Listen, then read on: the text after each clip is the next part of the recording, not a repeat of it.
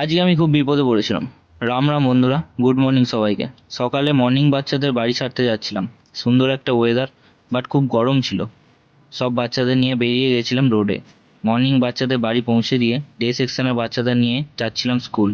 একটু বৃষ্টি হচ্ছিল, তখনই বুবাদা কল করে বলল গাড়ি খারাপ হয়ে গেছে। তারপর চলে গেলাম স্কুল, বেড়ার বাচ্চাদের নামালাম। খুব রোদ আর গরম। তারপর বুবাইদার গাড়ি নিয়ে কোল্ড ড্রিঙ্ক খেতে খেতে চলে যাচ্ছিলাম গ্যারেজ।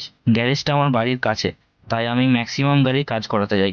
বাইনান মোড়ে এসে একটু জ্যামে পড়েছিলাম। জ্যাম ক্লিয়ার হতে যাচ্ছিলাম গ্যারেজের দিকে। আকাশ মেঘলা করে আসছিল। আমাদের সামনে যাচ্ছিল এক ওভারলোড গাড়ি। এই ওভারলোড গাড়ির কারণে রোড নষ্ট হয়ে যায়।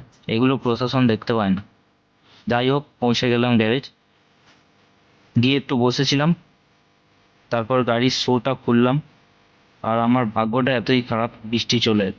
টানা 1.5 ঘন্টা ভিজে ভিজে কাজ করতে হলো, কেননা স্কুল ছুটির টাইম 4:30।